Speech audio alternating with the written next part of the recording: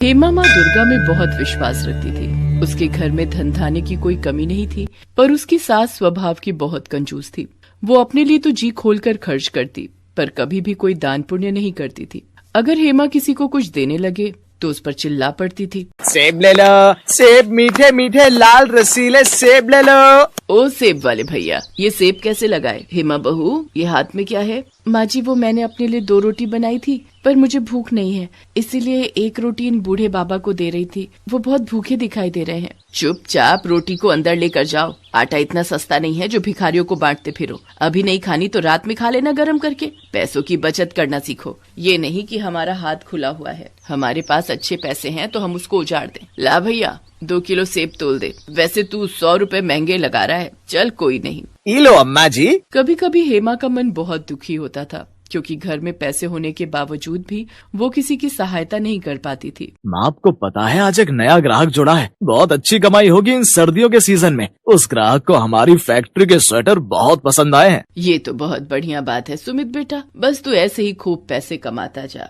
घर में पैसे जुड़े होते हैं तो किसी बात की कोई परेशानी नहीं होती। बस काम अच्छा चलता रहना चाहिए। सुमित का काम अच्छा चल रहा था, कमाई भी बहुत अच्छी हो रही थी। एक दिन हेमा की सास आंगन में बैठी अपने पर्स में से नोट गिन रही थी, पर वो बार बार गिनती भूल जाती। एक साधु बाबा द्वार पर बहुत देर से खड़े भिक्षा मांग रहे थे। ये नोट गिनते गिनते तंग आ गई हूँ। ये नोट है या मुसीबत? गिनती ही ठीक नहीं हो रही। ज्यादा पैसा होना भी मुसीबत ही है। माई, बाबा को कुछ दे दो, बहुत भूख लगी है। अरे बाबा, मैं पहले ही इन रुपयों से परेशान हूँ, ऊपर से तुम परेशान कर रहे हो।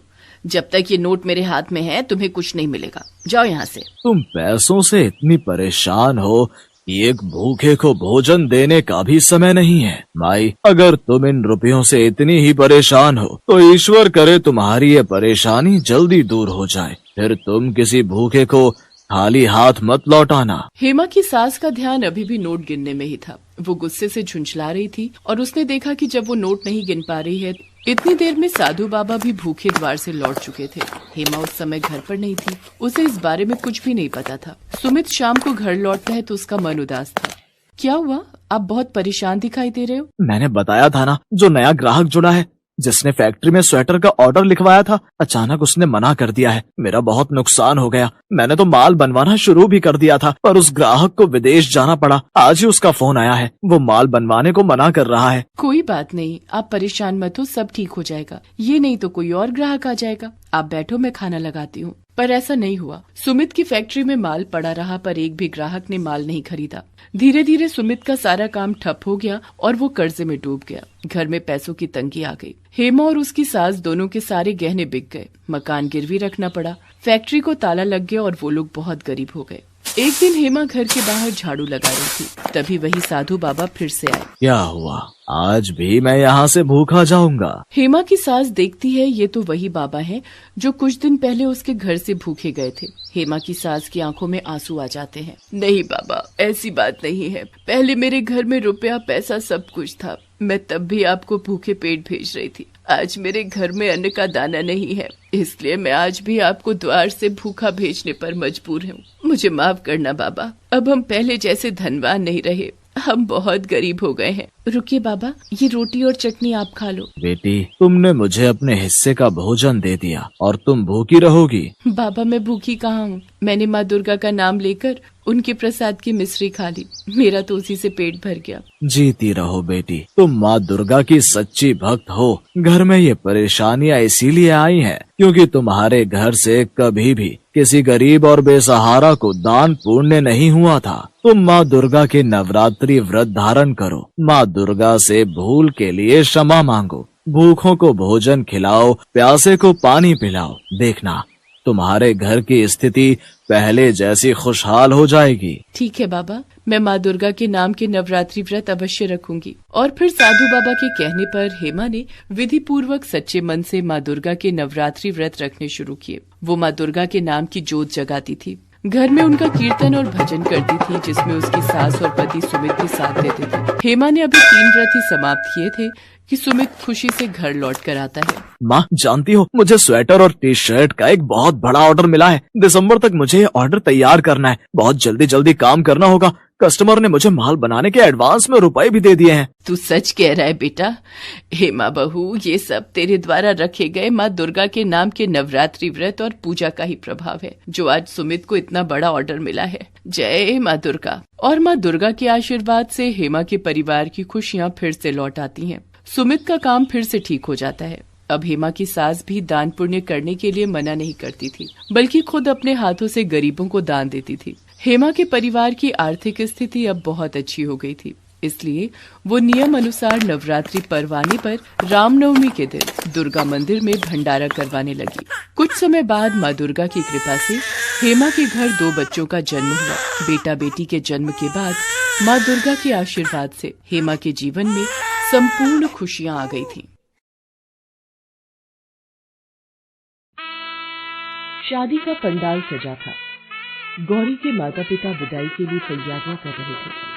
अचानक गौरी सबके पांव छूने के लिए बढ़ती है। तभी उसका पैर फिसल जाता है और वो हवन कुंड के ऊपर गिर जाती है। सब तरफ शोर मच जाता है।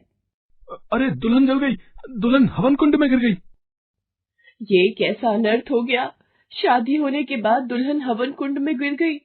हे राम! सब तरफ दुख का माहौल बन जाता है। देखिए, गौरी का आधा चेहरा जल गया है। दवाइयों से ठीक होने के बाद भी गौरी के चेहरे से जले का निशान नहीं जाएगा। हे भगवान, अब मैं लोगों को क्या मुंह दिखाऊंगी? एक जली हुई बहू की मुंह दिखाई होगी, लोग थू थू करेंगे। माँ, मैं इस शादी को नहीं मानता। मुझे इसके साथ नहीं रहना। मैं इस शादी को तोड़ रहा हूँ। अब नहीं नहीं दामाद जी, ऐसा मत कहो। मेरी बच्ची को ऐसे मत छोड़ो। अब तो आप दोनों का विवाह हो चुका है। अगर आपने इसे नहीं अपनाया तो मुझ गरीब अभागे की बच्ची कहाँ जाएगी? हम पर रहम करो। ये सब जो भी हुआ है, इसमें हमारी बच्ची का कोई दोष नहीं। सुमित्रा जी, आप ही सूरज बेटे को समझाइए ना। सूरज बेटा, अब अगर हम इसे यहाँ छोड़ जाएंगे तो हमारे गांव के लोग हमें ही गलत समझ लेंगे। उन्हें दिखाने के लिए इसे साथ ले जाना ही सही रहेगा। बेमन से गौरी की सास और पति उसे विदा कर ले जाते हैं। गौरी की मुश्किलों के दिन शुरू हो जाते हैं। वो रोजाना ही अपने पति और सास के ताने सुनती थी। क्या बात है, आज कुछ खाना पीना नहीं बनाना? जी वो माँ जी, मैं इनके लिए शरबत बना रही थी। मैं अभी आपकी थाली लगा देती हूँ। जैसी जली सी सूरत है, वैसी ही जली रोटियां बनाई है। और हाँ, जल्दी जल्दी ये कपड़े और बर्तन का काम निपटा ले। गेहूं की बोरियां आंगन में रखी हैं। सारी गेहूं धोकर सुखाकर बिनकर ड्रम में भरनी है। दोपहर तक ये काम खत्म हो जाना चाहिए। मैं पड़ोस में होकर आती हूँ। गौरी चुपचाप सारे अत्याचार सहन कर रही थी। सूरज के मन में गौरी के लिए बहुत नफरत थी। वो उसे एक आंख भी पसंद नहीं करता था। धीरे धीरे गौरी की शादी को 2 साल बीत जाते हैं। एक शाम, वर्षा दीदी, तुम अचानक बड़े दिनों बाद आना हुआ। एक शहर में रहती हो, फिर भी मिलने नहीं आती। अरे अब आ गई ना, ये ले, तुझे मिठाई खिलाने आई हूँ। पोता हुआ है बहू को, पोता। अब इतनी बड़ी खुशखबरी तुझे नहीं दूंगी तो कैसे काम चलेगा? बहू के तो अभी साल भर भी नहीं हुआ शादी को और खुशखबरी दे दी। एक हमारी बहू को देखो, सूरत और किस्मत दोनों ही खराब हैं इसकी तो। गौरी सास की बातें सुनकर फूट फूट कर रोने लगती है। वो अब हिम्मत हार चुकी थी। उसे उस गलती की सजा मिल रही थी जो उसने की ही नहीं थी। एक दोपहर घर पर कोई नहीं था। गौरी आंगन की सफाई कर रही थी तभी। बेटी, बाबा को भिक्षा मिलेगी, बहुत भूख लगी है। ये लीजिए बाबा। जीती रहो बेटी। माँ अम्बे तुम्हारी झोली खुशियों से भर दे। मुझे तुम्हारा आने वाला कल बहुत अच्छा दिखाई दे रहा है। ऐसा कुछ भी नहीं होगा। मुझे पता है बाबा, मैं अभागी नहीं रहूंगी। मेरे जीवन में खुशियां कभी दस्तक नहीं देंगी। गौरी साधु बाबा को अपनी सारी दुख भरी कहानी बताती है। बेटी, तुम दुखी मत हो। 2 दिन बाद नव दुर्गे व्रत प्रारंभ हो रहे हैं। तुम संसार के संपूर्ण दुखों का नाश करने वाली जगत जननी माँ दुर्गा के नवरात्रि व्रत की स्थापना करो। उनके व्रत और उद्यापन करो। कन्याओं को भोग लगाओ। देखना, तुम्हारे जीवन के सभी दुखों का नाश हो जाएगा। सच बाबा, यदि ऐसा है तो मैं दुर्गा के नवरात्रि व्रत जरूर रखूंगी। गौरी के मन में माँ दुर्गा के व्रत रखने की इच्छा जाग जाती है। वो अपनी सास और पति से नवरात्रि व्रत रखने के लिए कहती है। अगर तू इस गलतफहमी में है कि तेरे ये व्रत रखने से मेरे और तेरे रिश्ते में सब कुछ ठीक हो जाएगा, तो ऐसा कभी नहीं होगा। मुझे तेरी शक्ल से भी नफरत है। हम तुझे एक फूटी कौड़ी भी नहीं देंगे, तू चाहे भूखी रहे या प्यासी रहे। गौरी की सास और उसके पति ने साफ मना कर दिया था कि वो गौरी की कोई सहायता नहीं करेंगे और न ही उसे पैसे देंगे। गौरी बहुत दुखी हो जाती है, पर उसे नवरात्रि व्रत रखने थे। गौरी सुबह उठकर माँ दुर्गा की पूजा और आराधना करती और माँ दुर्गा के चरण धुलाकर चरणामृत का पान करती। एक शाम। अरे किशोर, तू शहर से कब आया? और ये मेरी पत्नी सविता है। आज सुबह ही आया था, तो मन था कि तुमसे मिलना है। मुझे पता चला कि तेरी भी शादी हो गई है। भाभी कहाँ है? वो मंदिर गई है। आओ तुम बैठो। सूरज चाहता था कि उसका दोस्त और उसकी पत्नी गौरी से ना मिले, नहीं तो उसका अपमान होगा। पर अचानक गौरी मंदिर से वापस आ जाती है। ये कौन है भैया? ये हमारी नौकरानी है, घर के सारे काम यही करती है। गौरी की आंखों में आंसुओं की धारा बह जाती है। रोती हुई माँ दुर्गा के चरणों में बैठ जाती है। हे माँ आदिशक्ति, मुझे हिम्मत दो, मेरे दुख दूर करो। नवरात्रि व्रत के 7 दिन बीत जाते हैं। गौरी को दुर्गा अष्टमी के दिन कन्याओं का पूजन करना था। उनके लिए प्रसाद बनाना था, पर उसके पास कुछ भी नहीं था। गौरी रोती हुई दुर्गा मंदिर के लिए चल पड़ती है। रास्ते में गौरी को 3 लड़कियां मिली। उनमें से एक लड़की ने गौरी को आवाज दी। सुनो, जरा यहाँ आओ। आपने मुझे बुलाया? हाँ, हमने ही तुम्हें आवाज दी। क्या तुम हमारी मदद कर सकती हो? हमें किसी की मदद की आवश्यकता है। मैं तो एक दुखियारी हूँ, पर मेरे वश में होगा तो मैं आपकी मदद अवश्य करूंगी। हमें कन्या पूजन और माँ दुर्गा के नाम का भंडारा करना है, पर हमारा हलवाई नहीं आया है।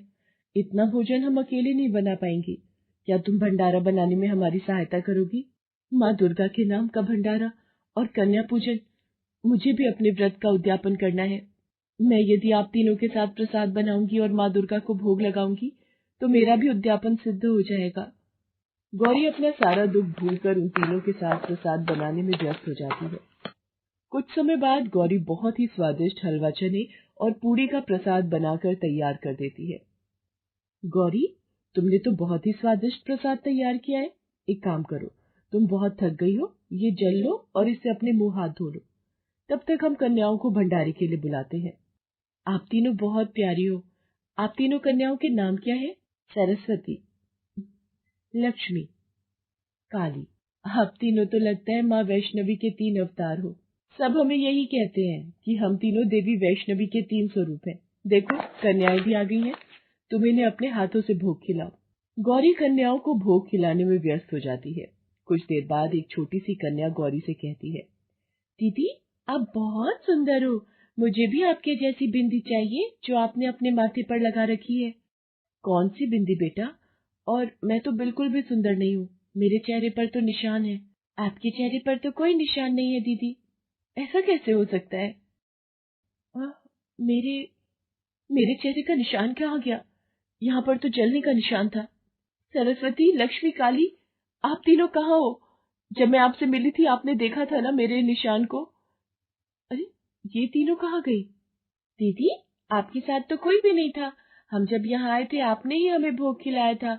हम तो यहाँ से और जगह जा रहे थे, आपने ही तो हमें आवाज लगाई थी। गौरी देखती है जहाँ पर प्रसाद के पतीले रखे थे उन पर 3 फूल रखे हैं।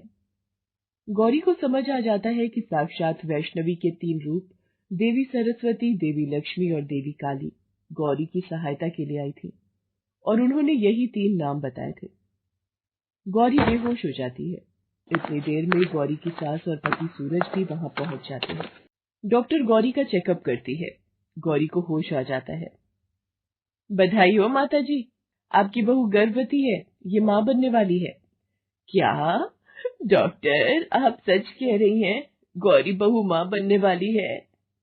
माँ जी, ये सब माँ दुर्गा के नवरात्रि का ही फल है। गौरी, तुम्हारे चेहरे से निशान कैसे गायब हो गया?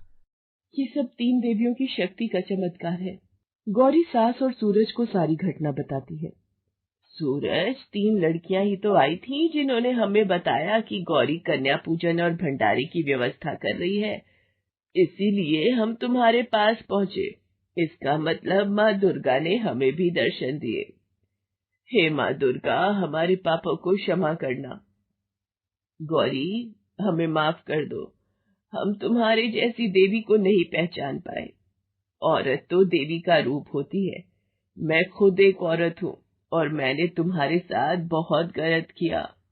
मुझे माफ कर दो गौरी, मैंने तुम्हारा पति होकर भी तुम्हारे साथ इतना गलत व्यवहार किया। मैंने आप दोनों की किसी बात का बुरा नहीं माना। आप दोनों मेरे अपने हो। हे माँ शेरावाली, आपकी सदा ही जय हो।